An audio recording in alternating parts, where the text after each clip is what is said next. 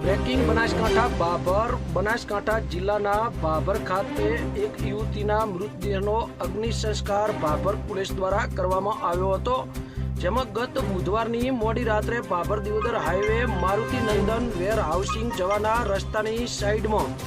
બાવળની ઝાડીમાં રાધનપુર તાલુકાના યુવક અને યુવતીએ ઝેરી દવા પીને આત્મહત્યાનો પ્રયાસ કરેલ, જેમાં યુવતીનું ઘટના સ્થળે મોત નીપજ્યું હતું,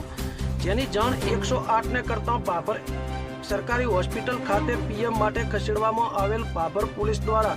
તપાસ હાથ ધરતા યુવતી રાધનપુર તાલુકાના ઠીકરિયા ગામની જસીબેન રામાભાઈ પારકરા ઉંમર 42 હોવાનું જાણવા મળે, જેથી પોલીસે યુવતીના પરિવારજનોને આ બાબતે જાણ કરી સરકારી હોસ્પિટલ ખાતે બોલાવેલ, પરંતુ યુવતીના પરિવારજનોએ યુવતીનો મૃતદેહ સ્વીકારવાનો ઇનકાર કરતા પોલીસ મૂંઝવણમાં મુકાઈ હતી। ત્યારબાદ પંચોની હાજરીમાં જરૂરી કાર્યવાહી કરીને ભાભર પીએસઆઈ એનવી રહેવરે તથા પોલીસ સ્ટાફ દ્વારા યુવતીના મૃતદેહને મોડી રાત્રે અગ્નિ સંસ્કાર કરવામાં આવેલ। યુવતીના પરિવારજનોએ પીએસઆઈ એનવી રહેવરે સમગ્ર ઘટના બાબતે તટસ્થ તપાસ કરીને યોગ્ય ન્યાય આપવાની ખાતરી આપી હતી।